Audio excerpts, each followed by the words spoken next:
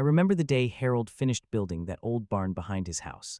I was 12, watching him drive the last nail while his German shepherd, Rex, sat patiently in the shade. Harold was my grandfather's neighbor, a World War II veteran who'd come home to Tennessee with stories he never told and a quiet intensity that made every word count. He'd nod at me over the fence and sometimes let me help him fix engines in that barn. The smell of motor oil and sawdust became the scent of honest work in my mind. Rex would follow Harold everywhere, ears alert, tail moving just enough to show contentment. When Harold passed in 1987, his property went to distant relatives who locked that barn tight and moved away. I never forgot the way Rex had whimpered at Harold's funeral, or how that barn seemed to hold secrets thicker than the Tennessee humidity. Those summer afternoons in Harold's workshop shaped more than my understanding of engines. They taught me about the sacred nature of craft, the way skilled hands could coax life from broken metal and worn gears. Harold would let me hold flashlights while he worked beneath car hoods, explaining the relationship between components in a voice that carried reverence for machinery and impatience for shortcuts. "Listen to the engine," he'd say, his weathered hands adjusting a carburetor with movements so precise they seemed choreographed. "Every sound tells a story. Learn the language, and you'll never be fooled by someone trying to sell you lies." Rex would position himself where he could watch both Harold and the driveway, alert to visitors but never leaving his post as guardian of the workshop. The barn itself was a masterpiece of organization, tools arranged by size and function, parts bins labeled in Harold's careful handwriting, workbenches positioned to catch natural light from windows he'd installed at precise angles. Everything had a purpose, everything had a place, and everything reflected the kind of discipline Harold had learned in the Pacific Theater, though he never spoke directly about those years.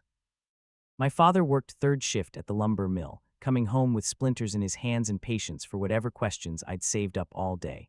He taught me that a man's worth wasn't measured in what he owned, but in what he'd sacrifice for others. My mother kept the books for 3 local businesses, her kitchen table covered in receipts and ledgers every evening after supper. They both believed in fixing what was broken rather than throwing it away, in helping neighbors without expecting anything back, and in the kind of honesty that made you sleep sound at night. When I was 16, they let me adopt a mixed-breed pup from the shelter, part border collie, part mystery, who I named Rusty for the red patches around his ears. Rusty had the intelligence of a working dog and the loyalty of something deeper. He'd sit with me while I practiced guitar on the porch, never wandering far, always watching the tree line like he was guarding something precious. My parents saw how that dog and I moved together, how we seemed to understand each other's thoughts, and they said it was the kind of partnership that would carry me through whatever life had planned. The lessons my parents taught went deeper than simple morality. They were instructions for building a life that could weather any storm. My father would come home exhausted from 10-hour shifts, sawdust in his hair and fatigue in his shoulders, but he'd still help me with homework, still listen to my teenage concerns about girls and grades and the future that seemed both thrilling and terrifying. He taught me to change oil in our old pickup, to recognize the sound of a timing belt about to snap, to understand that mechanical knowledge was insurance against a world that would try to take advantage of ignorance. My mother's lessons were subtler but equally valuable: how to read people's true intentions beneath their words, how to keep accurate records that would protect us from disputes, how to save money without sacrificing the experiences that made life worth living. Rusty absorbed these lessons alongside me, learning to distinguish between visitors with honest business and those who carried tension in their shoulders, learning to alert us to problems before they became crises. By the time I graduated high school, that dog and I had developed a communication system based on subtle signals and shared instincts that would serve us well in the decades ahead. When I married Sarah in 1978, Rusty walked down the aisle beside me, wearing a small bow tie my mother had sewn from fabric scraps. Sarah had grown up on a farm outside Murfreesboro, and she understood the language of animals, the rhythm of seasons, and the satisfaction of work that left your hands dirty but your conscience clean. We bought a small house with 3 acres, enough room for a garden, a workshop, and space for Rusty to run. Our children came along first, me, Cale, then Jennifer, and Rusty appointed himself their guardian, sleeping between their beds and alerting us to every scraped knee or nightmare. Sarah would laugh at how seriously that dog took his job, but I saw something deeper in his devotion. When Michael started crawling, Rusty would position himself between the baby and any potential danger. When Jennifer took her first steps, Rusty walked beside her, ready to catch her fall.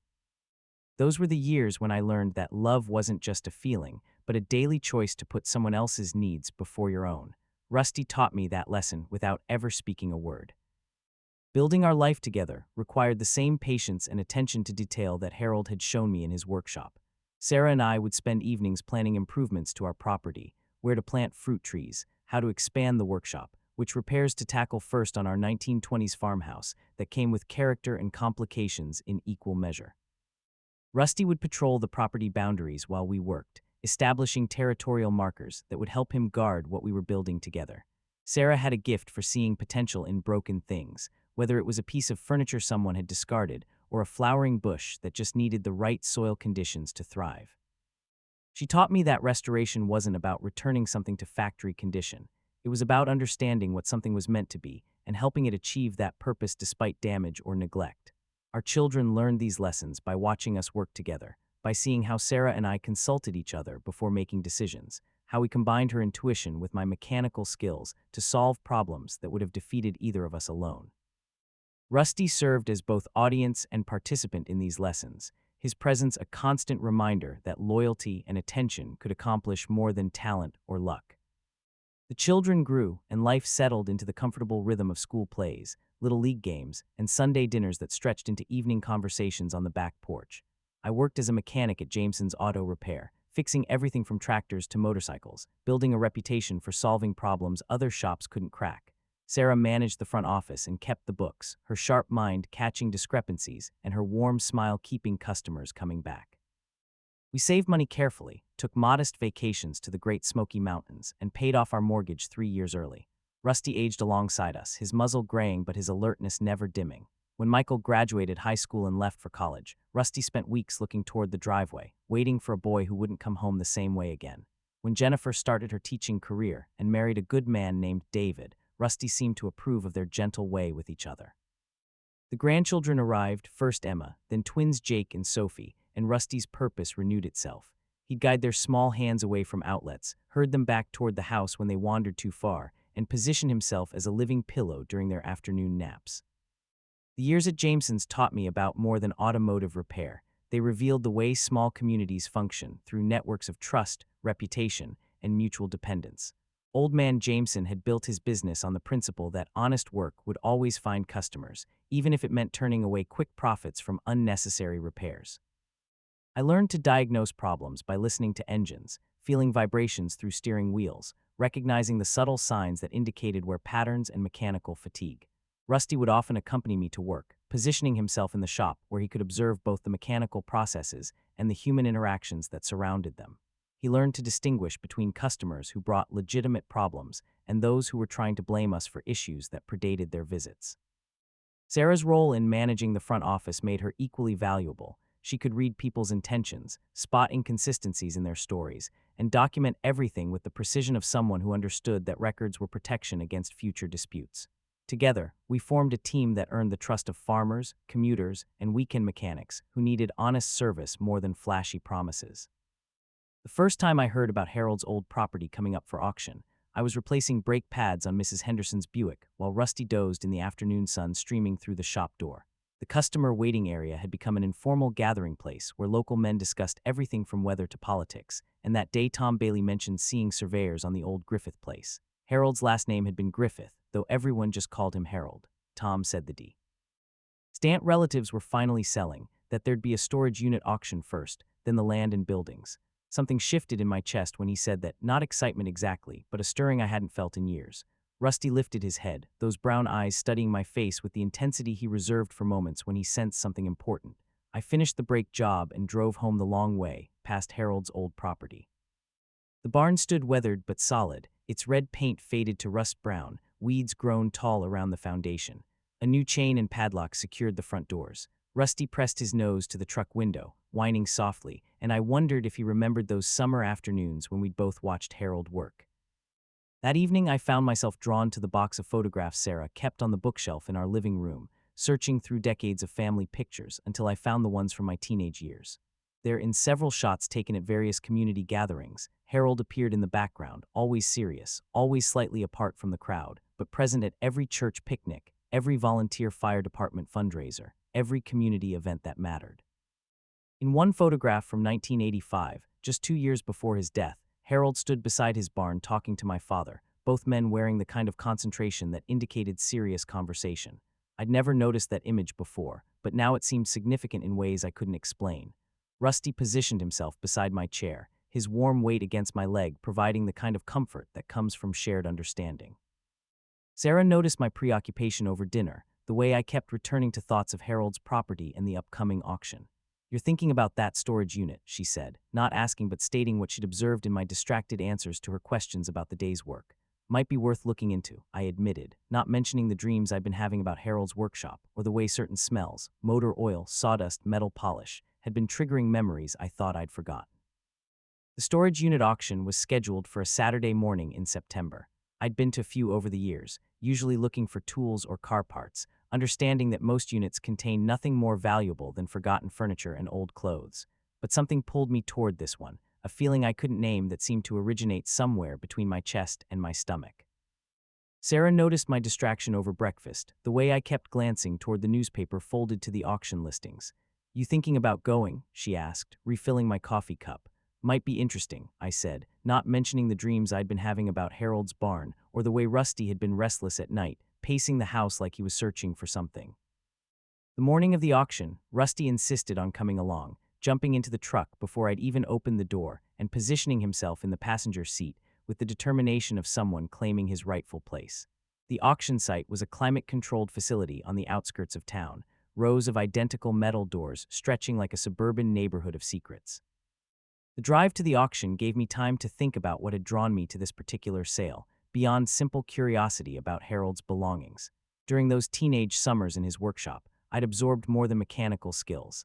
I'd learned to read the stories that objects tell about their owners, to recognize the difference between tools that had been used with respect and those that had been neglected or abused. Harold's workshop had contained items that spoke of careful maintenance, purposeful organization, and the kind of long-term thinking that comes from understanding the true cost of replacement versus repair. Rusty seemed to sense the significance of our destination. He sat straighter than usual, ears alert to sounds beyond the truck's windows, occasionally turning to study my profile with the intensity of someone monitoring a situation that required his full attention. The auction facility appeared as we crested a small hill, its industrial architecture stark against the rolling Tennessee landscape, rows of storage units stretching toward a tree line that suggested the presence of a creek or small river beyond the property boundaries. About 30 people had gathered by 9 o'clock, a mix of antique dealers, curious locals, and professional auctioneers who traveled the circuit looking for overlooked treasures. The auctioneer, a thin man named Clayton with a voice that could cut through steel, explained the rules. Cash only, units sold as is, no returns, no warranties. Unit 247 was fifth on the list, and when Clayton rolled up the door, I felt Rusty tense beside me. The unit appeared to contain typical storage fare, cardboard boxes, a roll tee. Op desk, several pieces of furniture covered in dusty sheets, and what looked like automotive parts scattered along the back wall. Other bidders showed polite interest but nothing more. Clayton started the bidding at $50 and it climbed slowly to $200 before stalling. "Do I hear $225? Clayton called. $225, Rusty pressed against my leg, his whole body vibrating with an energy I'd learned to trust. Without fully understanding why, I raised my hand. $250, I said. A few chuckles rippled through the crowd. $300, called a voice from behind me. Clayton's eyes found mine. $325, I looked down at Rusty, whose brown eyes held a certainty that bypassed every logical thought in my head. $350, I said.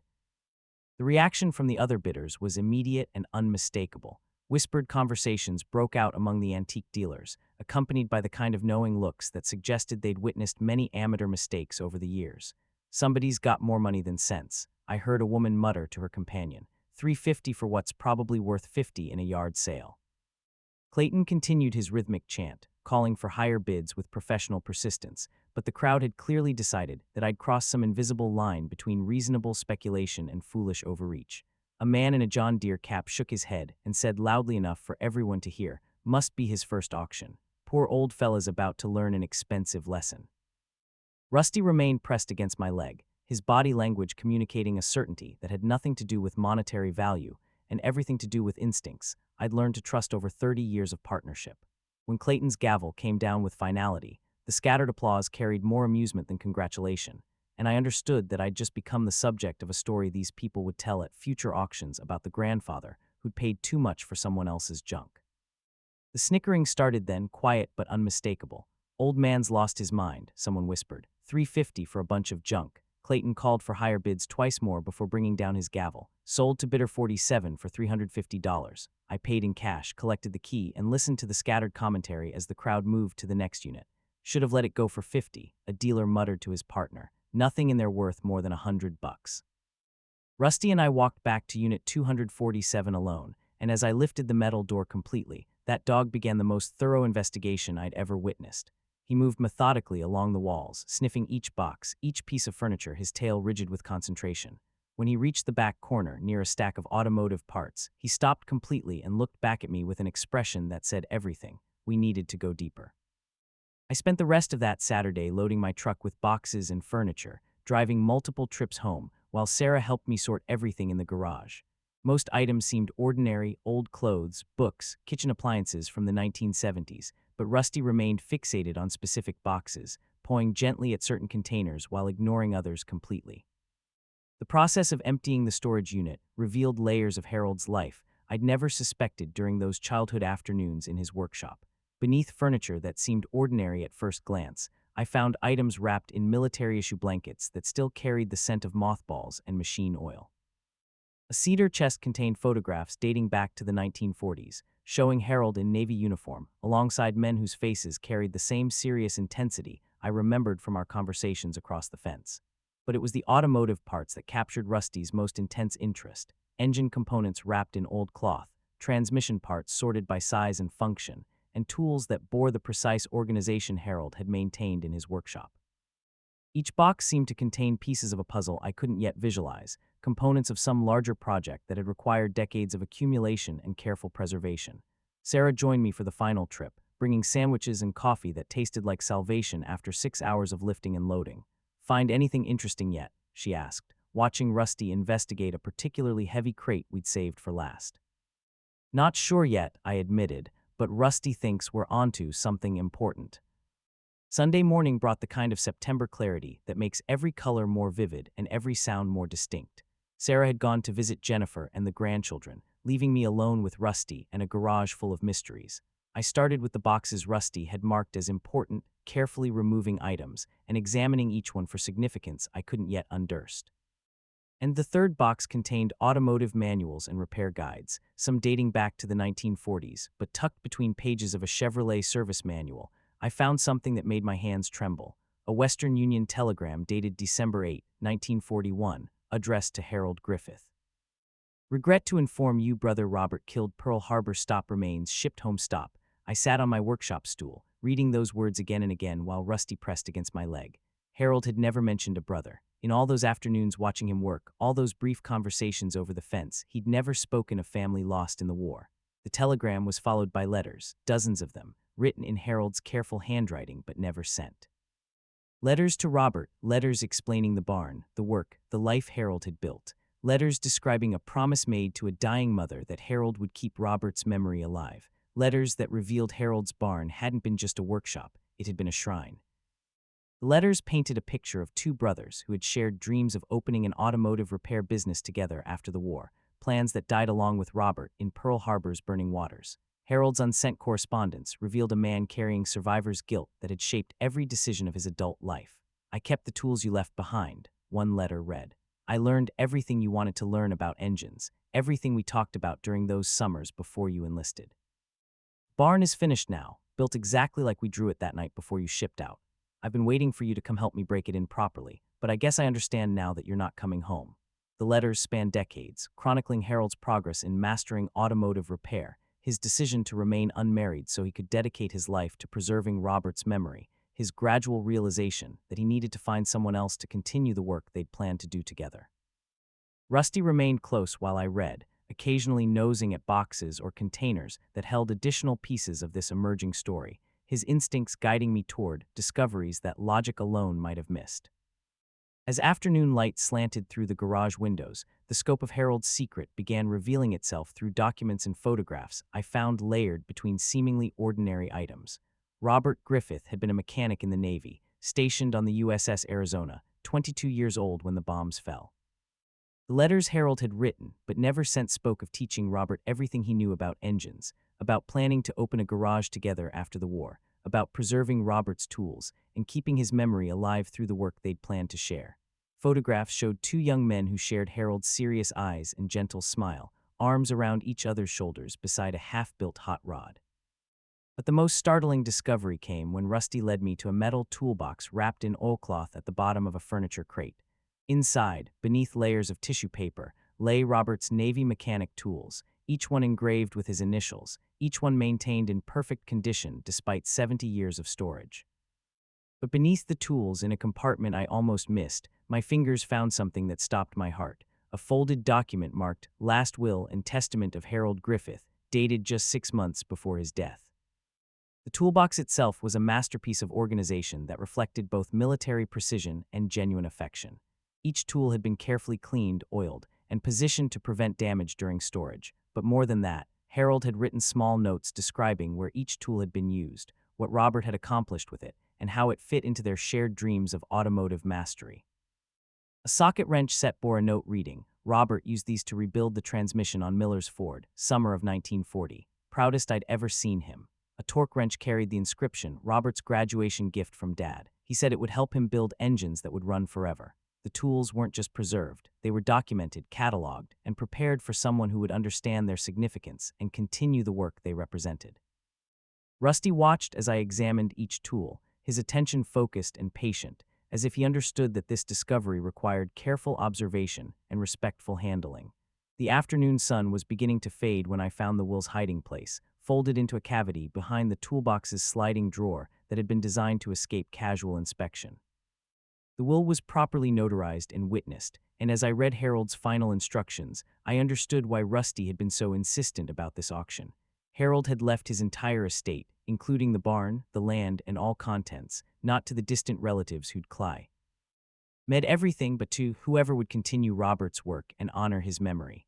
The distant relatives had somehow suppressed this will, convincing the probate court that Harold had died intestate. But here was proof, legal and binding, that Harold's property belonged to someone willing to preserve what he'd built as a memorial to his brother.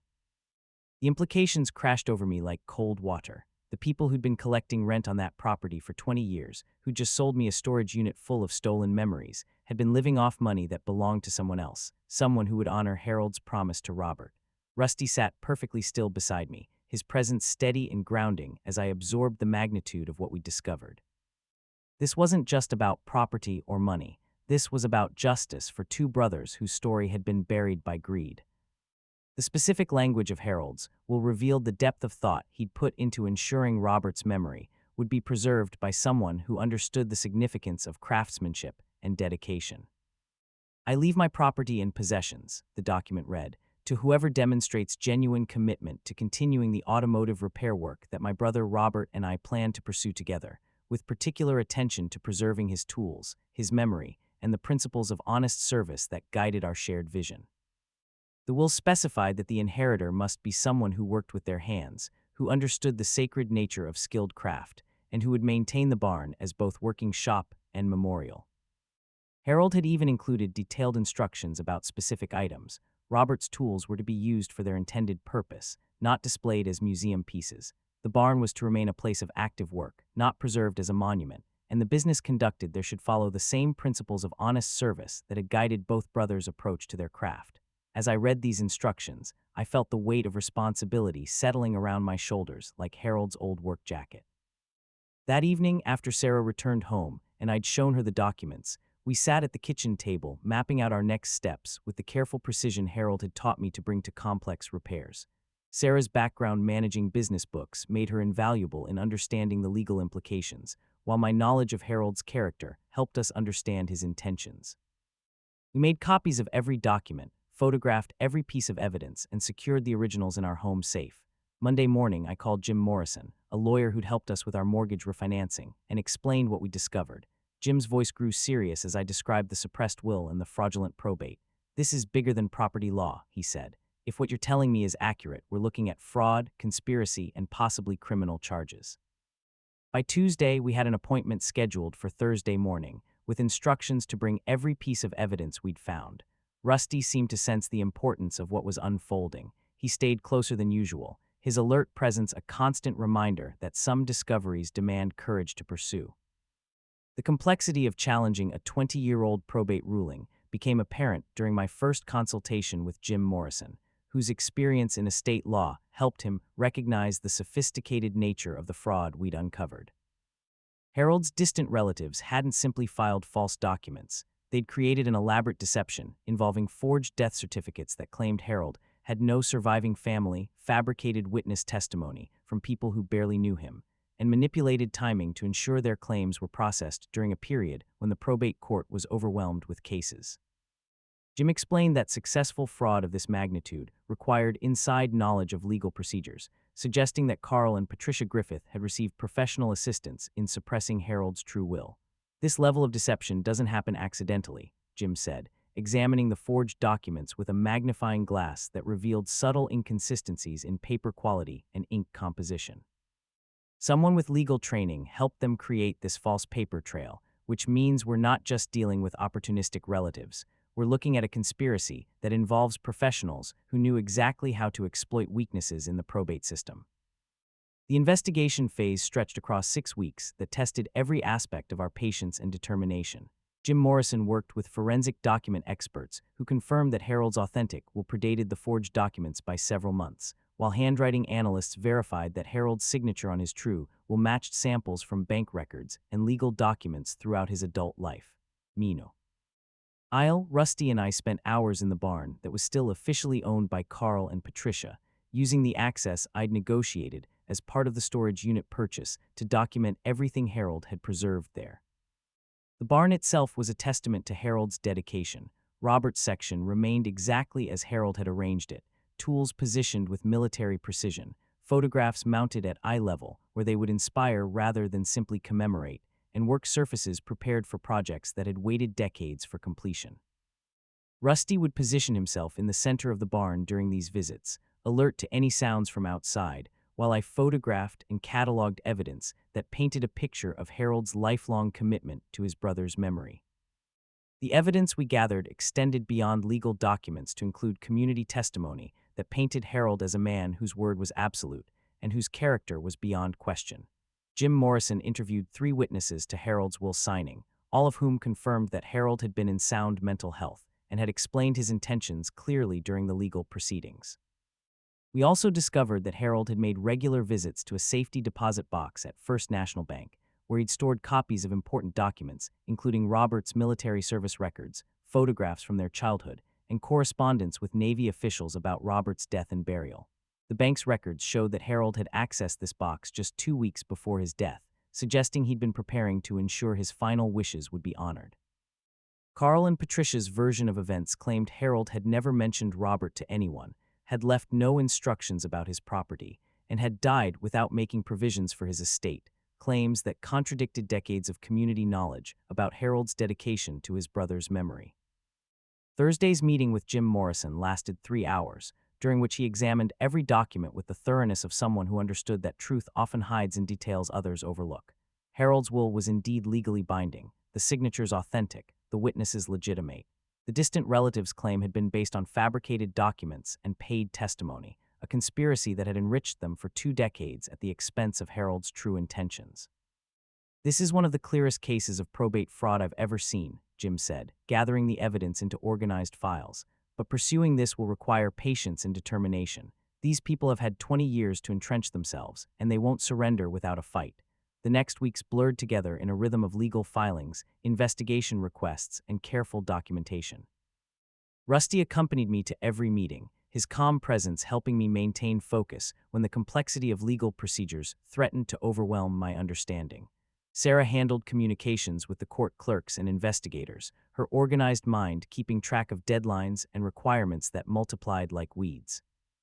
The pressure began building when Carl and Patricia learned about our investigation and started fighting back with resources they'd accumulated during 20 years of illegally collecting income from Harold's property. They hired expensive attorneys who filed motions designed to delay proceedings and exhaust our financial resources, while simultaneously launching a public relations campaign that portrayed us as opportunistic treasure hunters trying to steal from Harold's rightful heirs. Local newspaper articles appeared questioning our motives, suggesting that we'd planted evidence in the storage unit, and implying that Harold's mental state in his final years might have made any will he'd written invalid. The social pressure was intense, Neighbors who'd known Harold personally began questioning me about our claims, while people at church whispered about whether we were being honest about our discoveries. Sarah bore much of this scrutiny, fielding phone calls from community members who wanted to know if the rumors about our legal challenge were true. Through it all, Rusty remained our constant companion, his presence a reminder that loyalty and truth could withstand any amount of external pressure. The turning point came when Jim Morrison's investigators discovered that Carl and Patricia had made a crucial mistake 20 years earlier. They'd sold mineral rights to Harold's property 3 times to different companies, collecting payment for the same rights from multiple buyers who were now discovering their deeds were worthless. This pattern of fraud extended beyond the probate case to include ongoing criminal activity that captured the attention of federal investigators. Suddenly, our case was no longer just about property inheritance, but part of a larger investigation into systematic fraud that had affected dozens of people across TH. Restates Carl and Patricia's sophisticated legal defense began crumbling as investigators uncovered bank records showing they'd been laundering money through shell companies, property records documenting illegal sales, and witness testimony from people who'd paid for rights they'd never actually received. The weight of evidence shifted dramatically in our favor, but more importantly, the community began understanding that Harold's character and our integrity weren't the issues. We were helping expose criminals who had exploited Harold's memory for personal gain. The court hearing was scheduled for a gray October morning that carried the scent of wood smoke and dying leaves. Harold's distant relatives, a nephew named Carl and his wife Patricia, arrived with expensive lawyers and attitudes that suggested they'd faced this kind of challenge before. But Jim Morrison had prepared thoroughly, presenting evidence with the methodical precision of someone building an unshakable foundation. The suppressed will, the forged documents, the fabricated witness testimony, each piece of fraud was laid bare for the judge to examine. Carl's face grew redder with each revelation, while Patricia whispered frantically to their lawyers. When Judge Harrison asked if the defense had any legitimate challenge to the evidence, their lead attorney requested a recess to consult with his clients. Rusty waited in the truck during the hearing, but when I returned to the parking lot, I found him sitting at attention, as if he'd been monitoring the proceedings through some deep intuition. "We did it, boy," I whispered, scratching behind his ears. "Harold's promise is going to be kept." The courtroom atmosphere was thick with tension as Judge Harrison reviewed the evidence methodically, his careful examination of each document creating suspense that stretched across 3 hours of testimony and argument. Jim Morrison presented our case with the precision of someone who understood that justice often depends on attention to details that others might overlook. The consistency of Harold's handwriting across decades, the testimony of community members who'd witnessed his dedication to Robert's memory, and the forensic evidence that proved Carl and Patricia's documents were forgeries created long after Harold's death. The defense attorneys tried various strategies to discredit our evidence, suggesting that Harold might have changed his mind about his will, questioning whether the storage unit contents were authentic, and implying that our discovery was too convenient to be believable. But each challenge only highlighted the thoroughness of our preparation and the weakness of their fraudulent claims. When Patricia took the stand to defend their version of events, her testimony contradicted earlier statements she'd made to investigators, while Carl's answers became increasingly evasive as Jim Morrison pressed him about specific dates and financial transactions. The judge's ruling came down 3 weeks later. Harold's true will would be honored, the property would be transferred to whoever met his stated criteria, and Carl and Patricia would face criminal charges for fraud. But the most meaningful moment came when Jim Morrison called to say that based on Harold's will and my demonstrated commitment to preserving Robert's memory, the court had determined that I was the rightful heir to Harold's estate. The barn, the land, the tools, the responsibility, all of it was mine to steward. That evening, Sarah and I walked across what was now our property, Rusty leading the way toward the barn that had started this entire journey. Inside, we found Harold's workshop exactly as he'd left it, Robert's section preserved like a shrine, tools arranged with military precision, photographs of the 2 brothers mounted above a workbench that had waited 37 years for work to resume. Rusty explored every corner, his tail wagging for the first time since the auction, as if he understood that this place would finally fulfill its intended purpose. The transformation of Harold's barn from memorial to working shop required careful balance between honoring the past and embracing the future Harold had envisioned. Sarah and I spent weeks planning how to integrate Robert's preserved workspace with modern equipment and safety standards, ensuring that the shrine-like quality of the memorial section would be maintained while creating functional areas for the automotive repair work Harold's will had specified. The community's response to our victory was overwhelmingly positive. Neighbors who had known Harold personally brought stories about his dedication to Robert's memory, while local mechanics offered advice about setting up the shop for maximum efficiency and safety. Rusty appointed himself supervisor of the renovation process, positioning himself where he could monitor both the work being done and the steady stream of visitors who came to see what we discovered. The grandchildren were fascinated by the photographs and tools that told the story of two brothers whose dreams had been interrupted by war but not forgotten by love. The first customer who brought work to Harold's restored barn was Mrs. Henderson, whose 1987 Buick had been making strange noises that 3 other shops couldn't diagnose. Using Robert's carefully preserved tools alongside modern diagnostic equipment, I traced the problem to a loose heat shield that was vibrating against the exhaust manifold, a 15-minute repair that had been missed by computerized diagnostic systems focused on complex electronic failures. Mrs. Henderson insisted on paying full shop rate despite the simplicity of the repair, saying that finding someone who would take time to listen to her car's actual symptoms was worth premium pricing.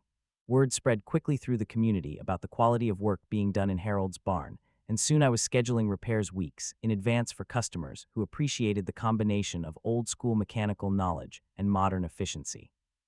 Sarah managed the business side of operations with the same attention to detail she'd brought to Jameson's Auto Repair, keeping detailed records and ensuring that every customer received honest assessments and fair pricing.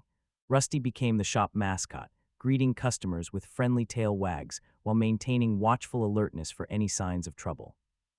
Now 2 years later, I open that barn every morning and work on the cars that people said couldn't be fixed, using both Harold's wisdom and Robert's preserved tools to solve problems that demand patience and respect for craftsmanship.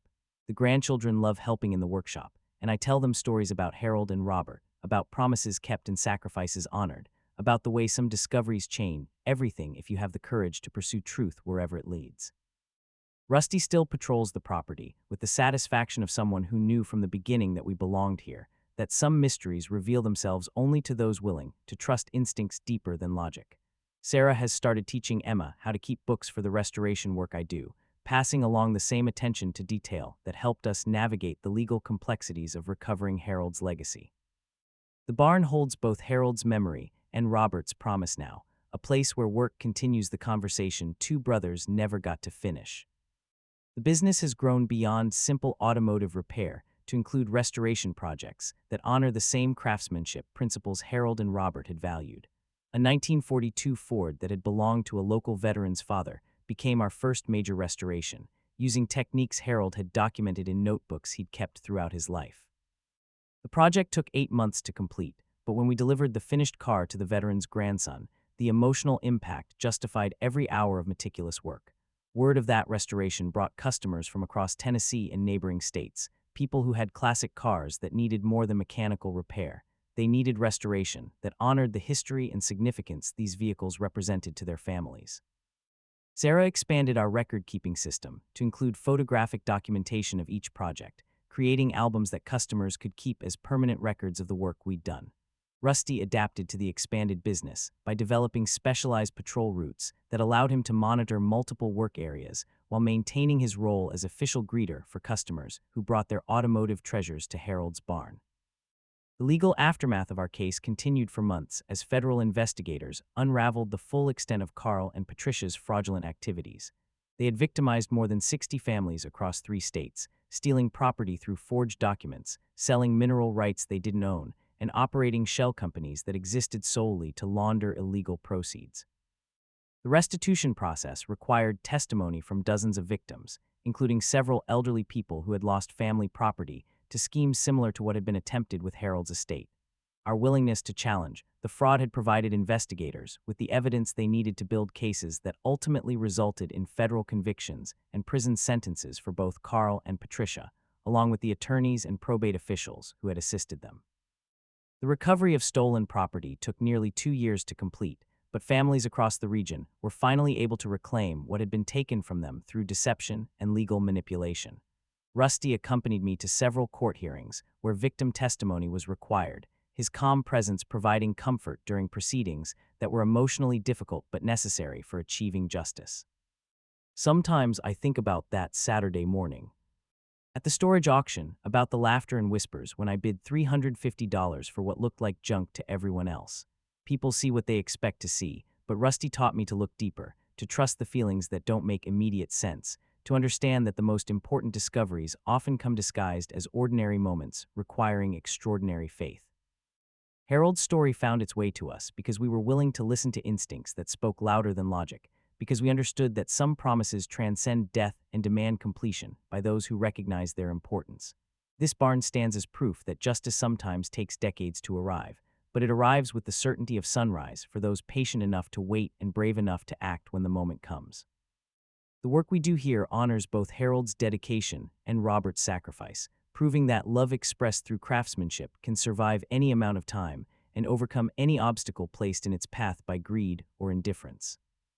The most profound lesson of this experience has been understanding that legacy isn't just about preserving memories, it's about continuing the work that gives those memories meaning. Harold spent 46 years maintaining Robert's tools and preparing for someone who would use them as they were intended, not as museum pieces, but as instruments of skilled craft. Every repair we complete in this barn validates Harold's faith that Robert's dreams would eventually find expression through hands willing to honor their shared vision. Sarah often observes that we didn't just inherit Harold's property, we inherited his responsibility to ensure that love and dedication triumph over greed and deception. Rusty, now graying around his muzzle like his predecessor Rex, continues to guard this place with the understanding that some discoveries change not just individual lives, but entire communities.